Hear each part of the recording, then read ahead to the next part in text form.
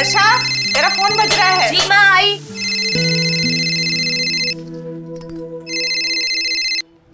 Hello जी, मैं उनकी पत्नी वर्षा बोल रही हूँ। क्या? लेकिन वो तो आज ही अबू धाबी के लिए। शायद कोई गलतफहमी हुई है। नहीं नहीं नहीं, मैं किसी को नहीं बताऊंगी। मैं आ रही हूँ। जी जी, मैं अभी आती हूँ।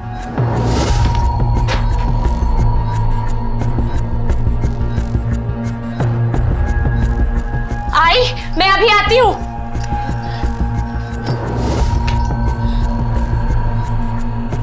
वर्षा, रिक्शा रिक्शा रिक्शा रिक्शा, वहां से चलो।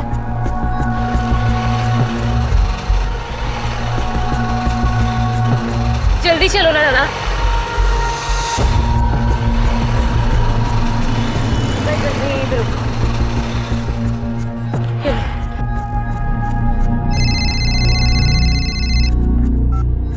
हेलो, कौन सा फ्लोर है? जी जी, मैं अभी आती हूँ।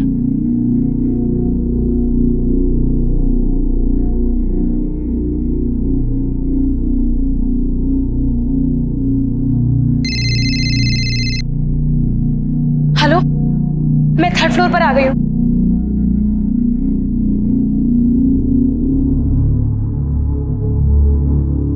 हाँ हाँ, मैं आती हूँ।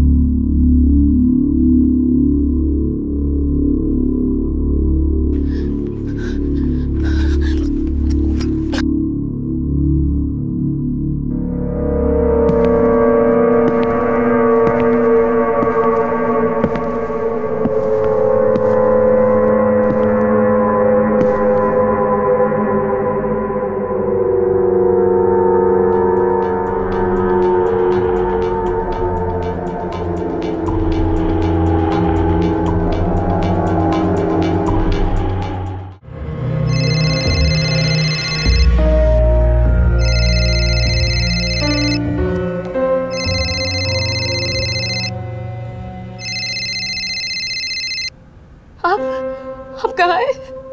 आप ठीक तो है ना? कुछ हुआ तो नहीं है ना आपको?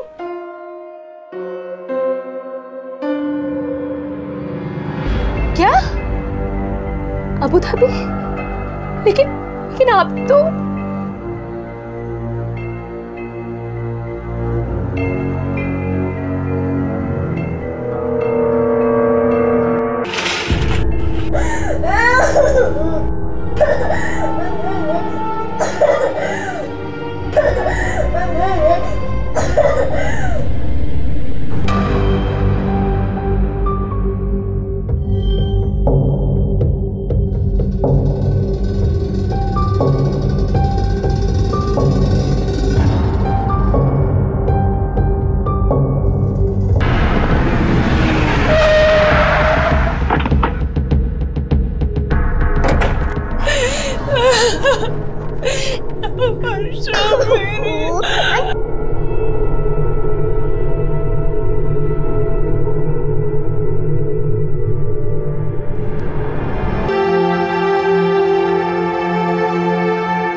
एक फोन कॉल, क्या महज एक फोन कॉल किसी की जिंदगी उजाड़ सकता है? मुंबई में रहने वाली वर्षा के साथ कुछ ऐसा ही हुआ। एक अनजान शख्स उसे कॉल करता है, उसे सुनसान जगह पर बुलाकर, और उसके बाद वर्षा अपने आप को खत्म कर लेती है। उसे फोन कॉल करने वाला वो शख्स आखिर था कौन, और ऐसी क्या वजह थी कि वर्षा इतना बड़ा कदम उठाने पर मजबूर हो गई? ऐसे कई सारे सवालिया निशान खड़े हुए थे जिनका जवाब अब पुलिस को ढूंढना था। सर,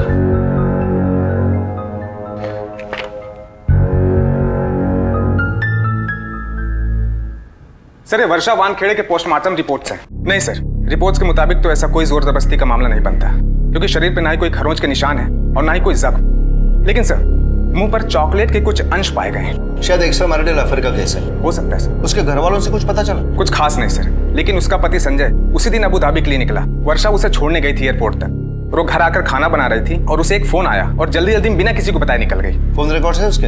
ये सर, ये रहे।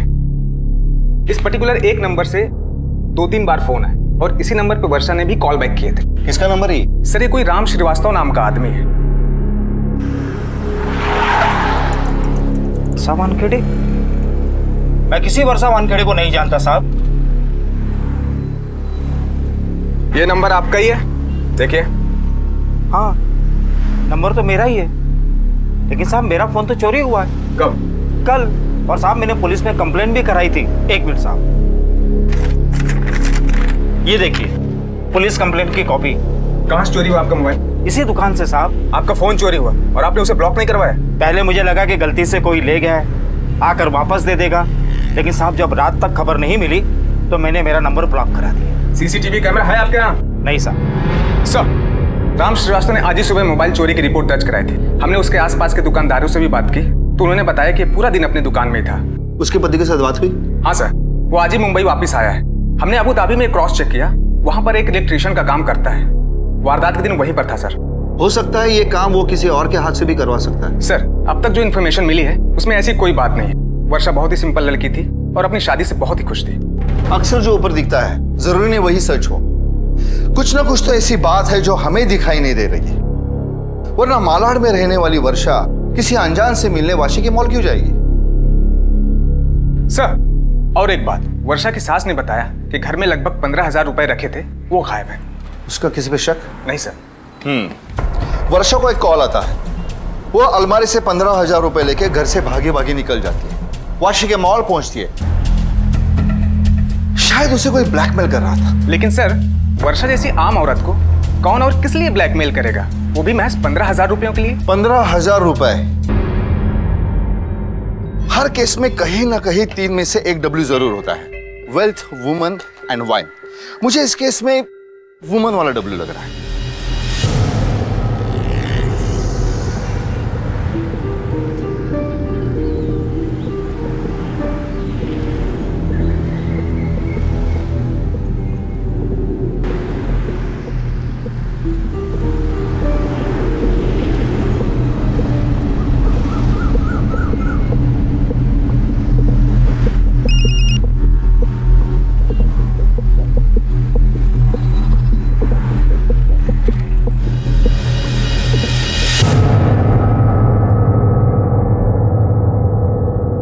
टाइम से पहुंच गए थे ना बेटा? जी माँ जी। बहू, तुम रुकी तो थी ना फ्लाइट के जाने तक? नहीं पिताजी, वो चेक इन के लिए अंदर गए तो बस मैं 15 मिनट में निकल आई थी। अब तक तो फ्लाइट चली गई होगी। बेटा, तुमने उसे कहा है ना कि पहुंचने के बाद तुरंत फोन करे।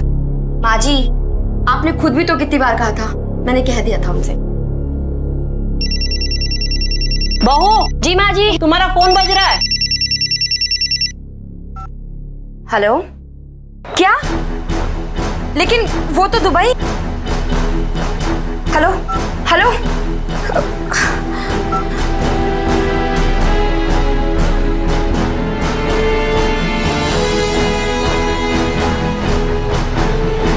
रिक्शा।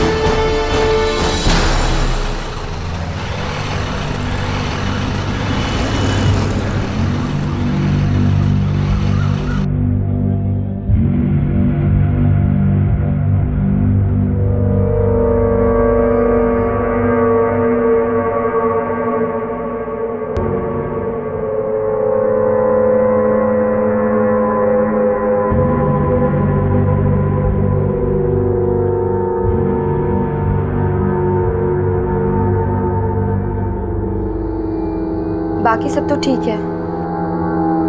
हाँ हाँ, नेक्स्ट वीक की डॉक्टर की अपॉइंटमेंट भी ले ली है। नहीं बाबा, मैं उन्हें खुद लेकर जाऊंगी डॉक्टर के पास। अच्छा सुनो, वो मुझे तुमसे कुछ कहना था। वो तुम जिस दिन दुबई के लिए निकले थे उस दिन मुझे एक कॉल आई थी। मैं ये सब तुम्हें पहले ही बताना चाहती थी, लेकिन हेलो हेलो, तुम सुन रहे हो ना? हेलो।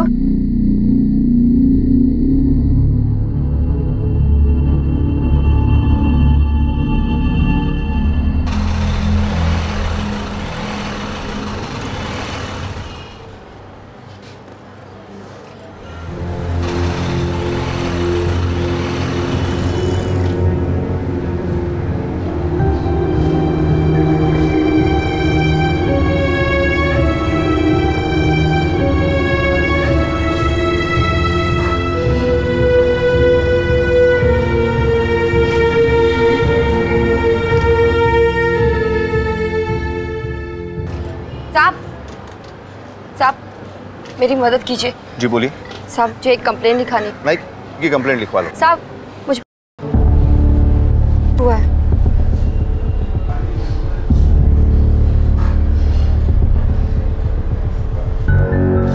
किसने किया? एक पुलिस ऑफिसर ने।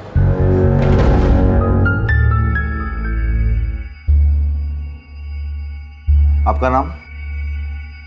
नेहा, मिसेस नेहा मिश्रा। अब शांति से और बेझिझक बताइए क्या हुआ है आपके साथ। साहब कल मेरे पति दुबई के लिए निकल गए। वो वहाँ एक होटल में कुक हैं। मैं कल सुबह उन्हें एयरपोर्ट छोड़कर आई और घर आई। उसके बाद बहू। जी माँ जी, तुम्हारा फोन बज रहा है। हेलो, मैं इंस्पेक्टर गावड़े बोल रहा हूँ, बांद्रा पुलिस स्टेशन से। जी कहिए। आपके पति अभिनव मिश्रा को क्या आरोप में अरेस्ट किया गया है? क्या? लेकिन वो तो दुबई। वो दुबई में नहीं, मुंबई में है। और अगर आप उन्हें बचाना चाहती हैं तो फौरन बांद्रा पुलिस स्टेशन पहुंचिए। लेकिन और हाँ, आते वक्त अपने पास थोड़ा कैश रखिएगा। बिल वगैरह की फॉर्मेलिटीज के लिए काम आ सकता है। देखिए आप देखिए, सवाल जवाब का टाइम नहीं है, आप जल्दी निकलिए। और इस बारे में किसी से भी कुछ मत कहिएगा, मामला उलझ सकता है। Hello hello.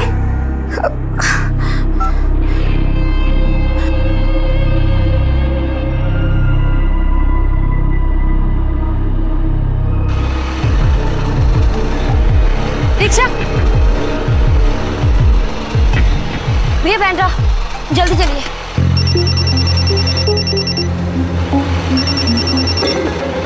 हेलो।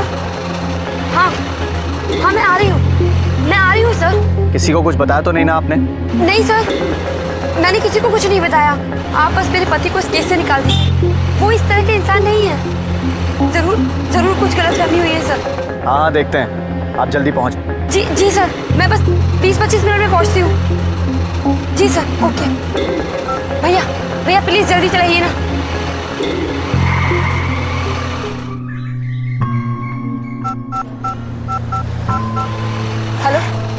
हेलो साहब मैं पहुंच गई बांद्रा पुलिस स्टेशन। कहाँ है साहब? अरे 20-25 मिनट बोला था आपने, अभी टाइम क्या हो रहा है? सॉरी साहब, वो रास्ते में थोड़ा ट्रैफिक लगा। सॉरी से क्या होता है, अभी जाने दो, बहुत लेट हो गया है। नहीं साहब ऐसा मत बोलिए। आप जहाँ बोलेंगे मैं वहाँ होंगी सब। ये रोना धोना बंद करो और वाशी आओ। वाशी में कहाँ बोला था आपको?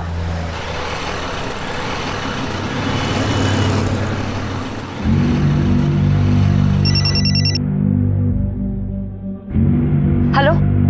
हाँ सर, मैं पहुंच गई हूँ, लेकिन आप कहाँ पर हैं? सामने एस्केलेटर दिख रहा है? हाँ उससे फर्स्ट फ्लोर आ जाओ।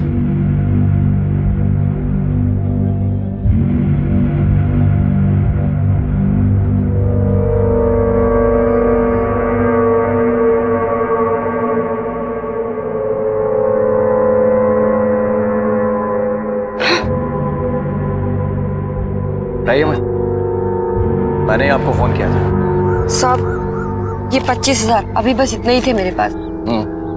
मेरे पति कहाँ हैं? वो ऐसे इंसान बिल्कुल भी नहीं है साहब।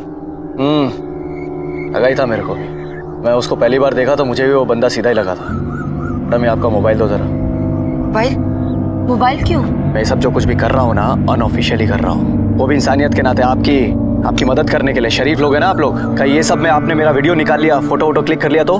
मैं ऐसा क्यों करूंगी? आपने हम पे मेहरबानी की हमारी मदद करके। अरे वो सब छोड़ो मैडम, मोबाइल लाओ। लेकिन साहब, बोला ना मोबाइल लाओ।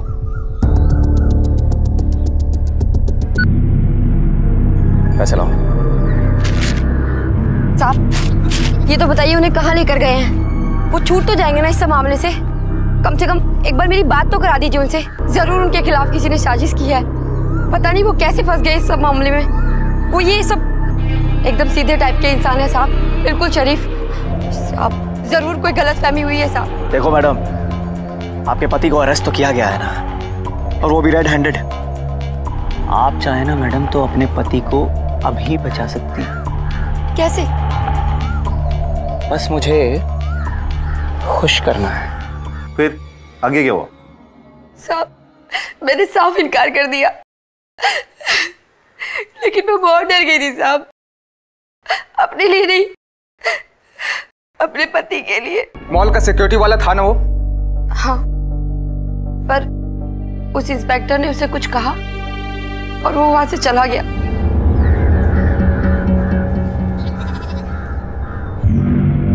क्या बात हुई थी उन दोनों में? साहब मुझे सुनाई नहीं दिया। आपको जोर से चिल्लाना चाहिए था वहां पे। साहब मेरी मजबूरी समझिए, उस वक्त बात मुझे नहीं, मेरे पति को बचाने की थी। अभी तक सोच रहे हो तुम? हैं? देखो मेरे पास ना ज्यादा वक्त नहीं है, जो भी तय करना है ना जल्दी करो। सुनो, तुम्हें अपना पति ज्यादा प्यारा है या बोलो? और मैंने तुमसे कहा ना, एक बार, बस एक बार, यहां जो कुछ भी होगा तुम्हारे और मेरे बीच में होगा, किसी को कानो कान कोई खबर नहीं होगी। और तुम्हारे पति को बचाने का यही एक आखिरी मौका है तुम्हारे पास। और अगर तुम ना कहना चाहती हो तो ना सही। सुना? ठीक है, तुम्हारी बात मान लेते हैं, लेकिन अगर तुम्हारा पति दुबई पुलिस की हिरासत में गया ना तो जिंदगी भर उसकी शक्ल नहीं देख पाओगे। सोच लो।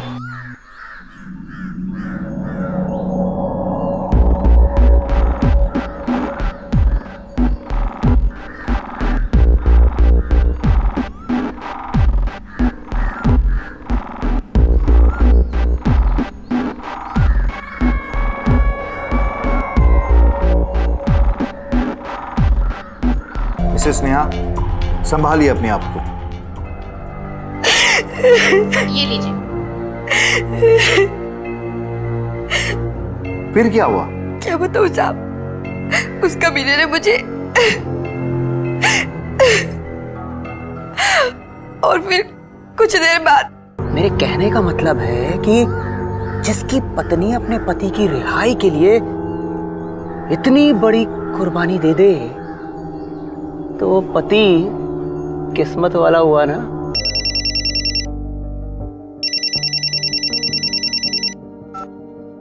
हेलो, अभिनव का कॉल देखकर मुझे लगा कि वो मुझे कहेंगे कि पुलिस ने उन्हें छोड़ दिया है, लेकिन उन्होंने कुछ और ही कहा। क्या कहा? उन्होंने कहा कि वो दुबई पहुंच गए हैं और उनकी कंपनी का एक आदमी उन्हें पिक करने भी आया हुआ है। वो अपनी जर्नी के बारे में बताने लगे। तब मेरी समझ में आया कि उस इंस्पेक्टर गावड़े ने मेरा फायदा उठाया है और मैं सबसे बड़ी बेवकूफ बन गई थी।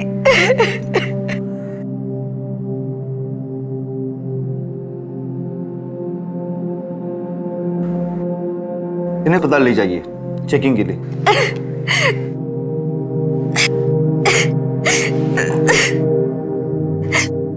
मिसेस नेहा,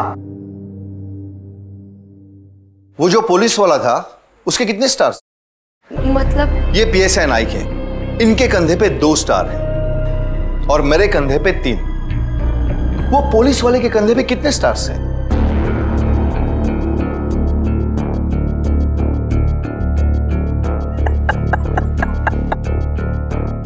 साहब 3 स्टार्स। ठीक है, अब जा सकती है। नहीं साहब, नहीं साहब। फिर तेरा दोस्त नहीं किया? वो इंस्पेक्टर तेरा दोस्त है ना? नहीं साहब। झूठ बोलता है? मैं उनसे जानता ही नहीं हूँ साहब। तू नहीं जानता? फिर तेरे से निकला क्यों? उससे पैसे लिए तूने? नहीं साहब, वो तो बोले। क्या है? वर्दी में यहाँ पुलिस वाला खड़ा है, दिखता नहीं तेरे को? लेकिन साहब वो मालूम है वहां पे क्या चालू है? मालूम है? नहीं साहब, किसी को बताना मत। पुलिस वाला था साहब और कुछ नशेबाजी का लफड़ा है बोला, इसलिए मैं डर गया था साहब।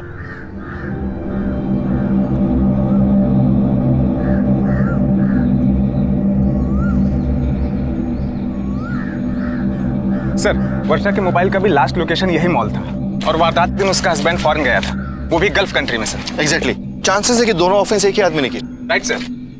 एक काम करो, मिसेस नेहा को इंस्पेक्टर गावड़े ने कौन से नंबर से कॉल किया था उसका पता लगाओ। Okay sir.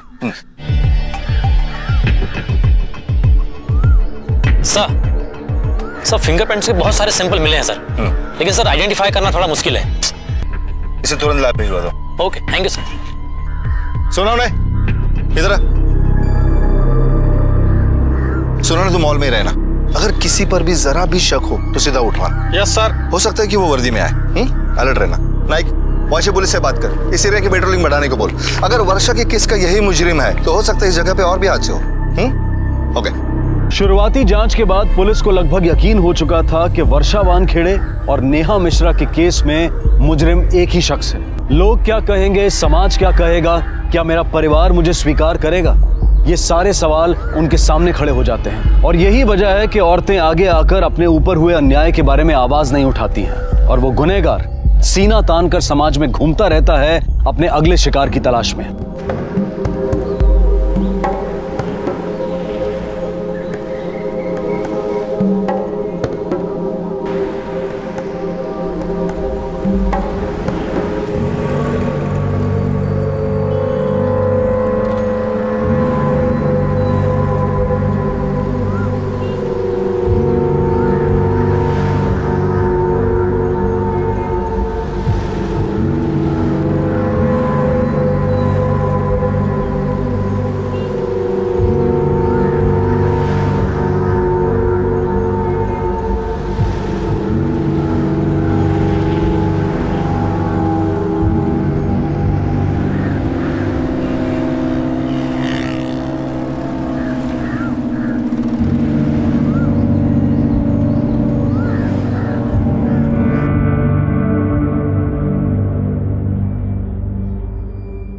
नहीं साहब, इनमें से तो कोई नहीं है। ये उन तमाम पुलिस इंस्पेक्टर्स की तस्वीरें हैं जिनके नाम गावड़े हैं। आपने एक पुलिस इंस्पेक्टर का इल्जाम लगाया है। शुक्र है कि अभी तक ये न्यूज मीडिया तक नहीं पहुंची, वरना डिपार्टमेंट की इमेज की धज्जियां उड़ने में वक्त नहीं लगेगी। लेकिन साहब, इनमें से कोई नहीं है। अतरे सर। अपने स्केच आर्टिस्ट को बुलाओ।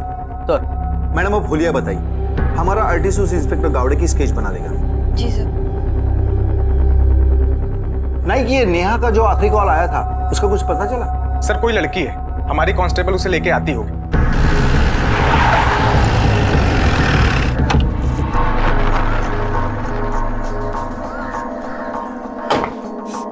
सर, ये क्या बोल रहे हो आप? मुझे कुछ नहीं पता। मैं तो एक छोटे से पार्लर में काम करती हूँ। मोबाइल दो अपना। जी। मोबाइल नहीं यूज करती क्या? जी सर, करती हूँ, लेकिन अभी नहीं है। अभी नहीं मतलब क्या? सर, गुम हो गया वो। सर, चोरी हो गई। गुम हुआ या चोरी हुआ? सर, चोरी हुआ है, मार्केट से। पुलिस कंप्लेंट की? नहीं सर, वैसे भी मैंने सेकेंड हैंड लिया था 2000 में। सोचा 2000 के फोन के लिए कहाँ पुलिस के चक्कर में पड़ूं। Any clue Naik? नहीं सर, मोबाइल चोरी हुआ है, कुछ पता नहीं, वही कहानी। No problem. ये जो भी कोई है, इसका क्राइम करने का तरीका एक जैसा है और ये हमारे लिए अच्छी बात है।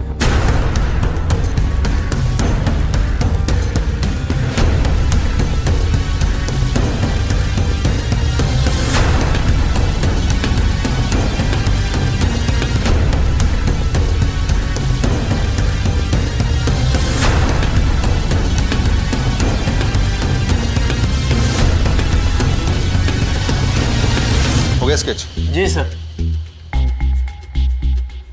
क्या ये आदमी है वो? जी साहब। अतरे सर। इसकी कॉपीज निकालकर हर पुलिस स्टेशन भेज देना। सर, हमारे स्केच आर्टिस्ट का बनाया हुआ स्केच महाराष्ट्र पुलिस डेटाबेस में हमने चेक किया। इस नाम का, इस चेहरे का कोई भी ऑफिसर सर्विस में नहीं है। मतलब ये पुलिस वाला नहीं है, बस वर्दी पहनकर मासूम औरतों को फंसा रहा है। सर, एक बात और, उसे कैसे पता चलता है कि किस औरत का पति ट्रेवल करने वाला है? और वो फोन भी तभी करता है जब औरत का पति फ्लाइट में होता है और फोन बंद होता है और औरत अपने पति से बात भी नहीं कर सकती। नहीं, ये जो भी है उसे हमें जल्द से जल्द पकड़ना पड़ेगा। आखिर डिपार्टमेंट की इज्जत का सवाल है।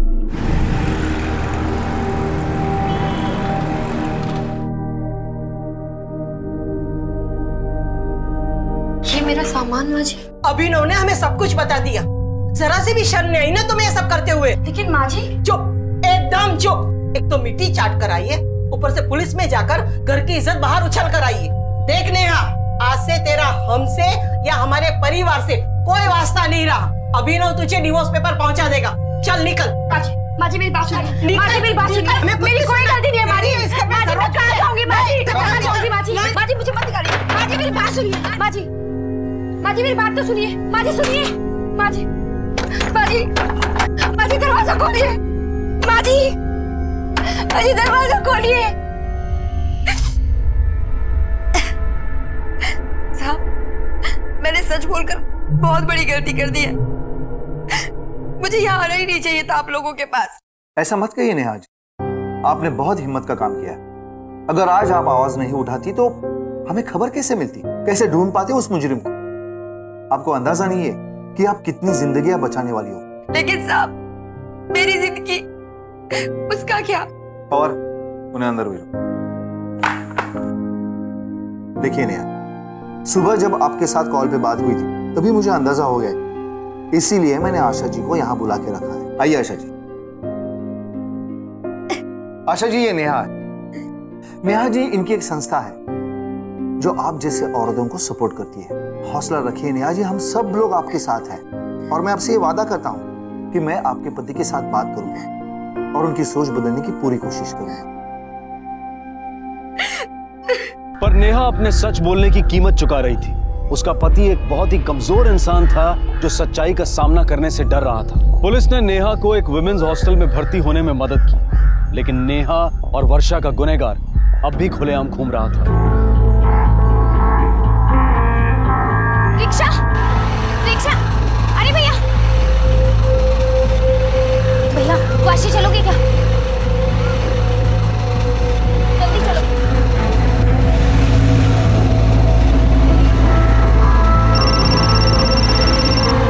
हेलो, हाँ मैं निकल चुकी हूँ, जल्दी से पहुंच रही हूँ। हाँ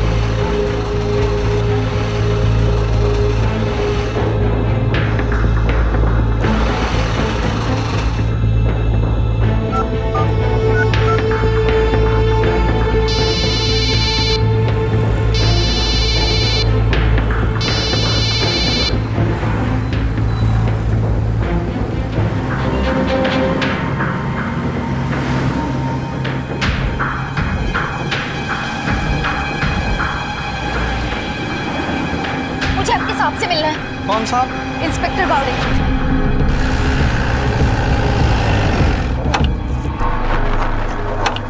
आपकी किस्मत अच्छी थी इसलिए बच गई, वरना पता नहीं क्या हो जाता। थैंक यू साहब, मुझे समझ नहीं आ रहा कि मैं कैसे आपका। अभी आप घर जाइए और अगर उसका दोबारा कॉल आता है तो हमें तुरंत कॉल करें। ये मेरा कार्ड है। लेकिन मेरे पति। हमने लंच के साथ क्रॉस चेक किया है, आपके पति फ्लाइट बोर्ड कर चुके हैं। साहब अगर आज आप नहीं होते तो मैं तो बर्बाद हो जाती। साहब मुझे समझ नहीं। मिसेस मिनल संभालिए अपने आप को और आगे से ध्यान रहे, किसी भी अजनबी के कहने पर भरोसा मत कीजिएगा। अगर कोई ऐसा कॉल आता है तो अपने घर वाले नहीं तो अपने दोस्तों को इन्फॉर्म कीजिए पहले। आप इन्हें घर छोड़े। मिसेस मिनल, आप रहती कहाँ? मलाड। नाइक लगता है बहुत ही शातिर इंसान है। सर एक बात तो कंफर्म है कि इन तीनों केसेस के पीछे एक ही आदमी है और वही मुजरिम है। तीनों के तीनों विक्टिम वेस्टर्न सबब से और तीनों के पति आउट ऑफ इंडिया जा रहे थे। भले अलग अलग जगह पे जा रहे थे लेकिन गल्फ में ही जा रहे थे। नाइक आमतौर पे क्या होता है कि यहाँ से कॉन्ट्रैक्ट लेबर गल्फ भेजने वाली कुछ प्लेसमेंट एजेंसीज होती है। खबर निकालो, इन तीनों को यहाँ से गल्फ भेजने वाली प्लेसमेंट एजेंसी कौन सी है? Yes sir. हाँ पता बताओ। सर आपका शक सही निकला, इन तीनों को गल्फ भेजने वाली एक ही एजेंसी है, इसके प्लेसमेंट्स। कहाँ ये? सर नागर दास रोड अंधेरी ईस्ट। नहीं सर, मैं क्यों इस तरह से अपना ही बिजनेस बर्बाद करूंगा? हमारे यहाँ एनरोल किए गए हुए कैंडिडेट्स की इंफॉर्मेशन हम किसी से भी शेयर नहीं करते सर। फिर ये इंफॉर्मेशन बाहर कैसे गई? पता नहीं सर। ऐसे कैसे पता नहीं? भगवान कसम साहब, मुझे सचमुच में कुछ भी पता नहीं है। मैं 25 साल से इस बिजनेस में हूँ, आज तक हमारे यहाँ ऐसा कुछ भी नहीं हुआ है सर। जरूरी नहीं है 25 साल में जो नहीं हुआ वो अब ना हो। जिनकी बीवियों को कॉल गए वो सब लोग आपकी एजेंसी से भेजे गए। अब मैं क्या बोलूं सर? कुछ मत बोलिए और अपने स्टाफ से पूछिए सब कौन कर रहा है, वरना सबको अंदर डाल के पूछताछ करनी पड़ेगी। और अंदर की पूछताछ बात से नहीं हाथ से होती है, जानते हो। अरे तुम मेरी बात क्यों नहीं सुन रहे हो? मैंने कितनी बार बोला सुहाग स्टेशनरी से ही कागज फोटोकॉपी करवाना है। देखो दूसरे दुकान से लाते हो ना तो मुझे बराबर पता चलता है। नौकरी चाहिए ना, दुबई तो जाना है ना, तो जाओ सुहाग स्टेशनरी से ही फोटोकॉपी करवा के लाओ, जाओ। मैडम, ऐसा क्या खास है सुहाग स्टेशनरी में जो आपने उसको फोटोकॉपी के लिए उधर ही भेजा? नहीं, वो बस सिर्फ परसेंटेज तय हुआ था हमारा, और कुछ नहीं साहब। नहीं सर, एजेंसी ओनर को कुछ पता नहीं है। मैंने बहुत प्रेशर डाला, लगता है स्टाफ में से कोई है। पता नहीं सर, स्टाफ पे मुझे कोई खास शक करने जैसा नहीं लगा। अगर इस ऑफिस में से कोई नहीं है तो कोई तो इस ऑफिस से जुड़ा है जिससे इस ऑफिस की पूरी खबर जाती। सर, एक जगह है, कदम आगे से यूटर्न ले।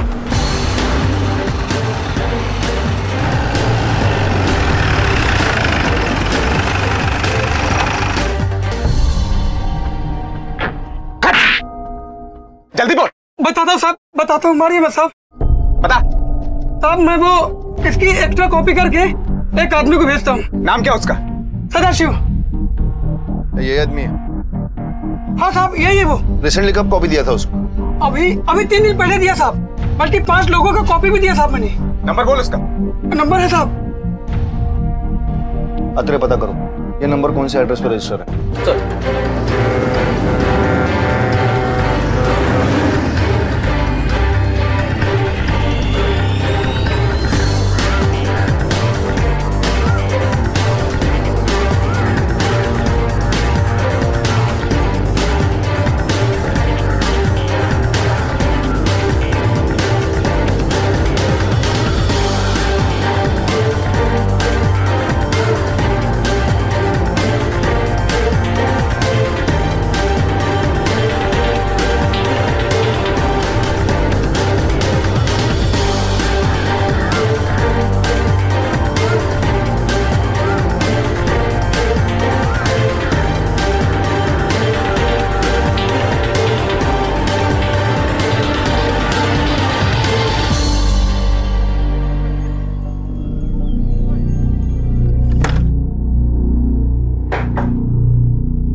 टिफिन लो।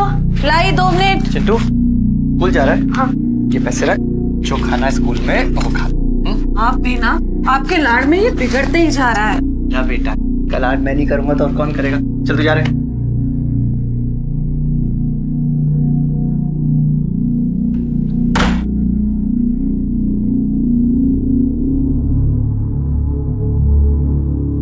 देखो मोबाइल की हालत देखो क्या हो गई है, बीच बीच में एकदम से बंद पड़ जाता है। मुझे नया मोबाइल लाके दो ना। हाँ, अगली पॉलिसी बिकने दे, लाके देता हूँ। नमस्ते भाभी। नमस्ते जी, कहिए। मैं ट्रेवल इंश्योरेंस एजेंट हूँ। आपको ट्रेवल इंश्योरेंस कराना है? अरे मैं भी ट्रैवल इंश्योरेंस एजेंट ही हूँ। अभी पॉलिसी निकालना है तो मैं खुद जाके नहीं निकालूंगा अपने फैमिली का।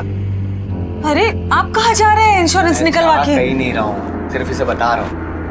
देखिए भाई साहब, आपको किसी ने गलत बता दिया है, हम कहीं नहीं जा रहे हैं। और तुम्हें बोला किसने कि हम कहीं बाहर जा रहे हैं? हाँ, किसने भेजा तुम्हें? इंस्पेक्टर गावड़े साहब।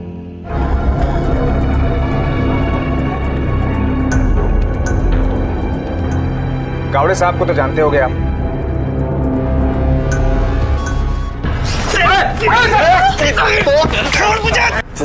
चल दिखा। अरे कहाँ लेके जा रहे हो इनको?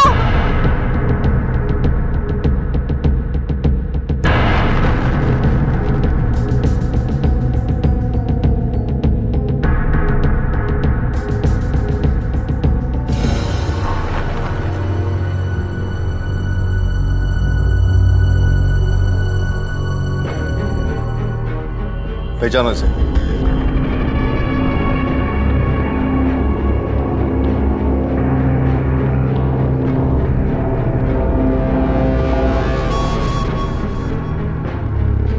माइक, कैब दे।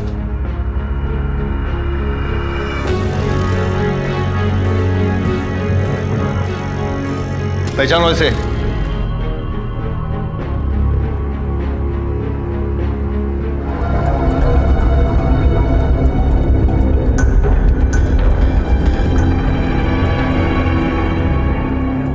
हाँ साहब, ये वो है वैन।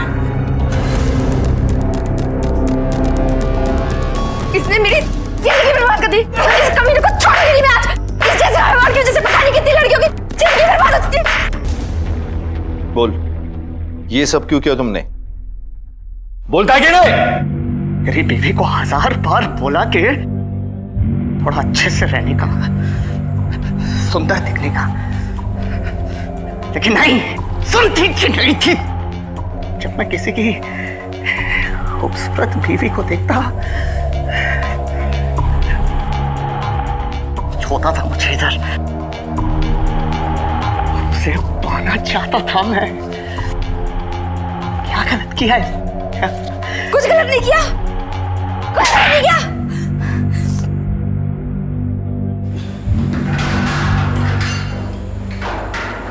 अक्सर हम अपने इंपॉर्टेंट डॉक्यूमेंट्स को लेकर लापरवाही बरतते हैं। पैन कार्ड, पासपोर्ट, आधार कार्ड जैसे डॉक्यूमेंट्स अगर गलत हाथों में पड़ जाएं, तो इनका गैर कानूनी इस्तेमाल हो सकता है। अगर कोई अजनबी आपको आपके परिवार के बारे में कोई बहुत अच्छी या कोई बहुत बुरी खबर सुनाए, तो उस पर तुरंत विश्वास ना करें। हो सकता है कि वो आपको फंसाने के लिए बिछाया गया कोई जाल हो।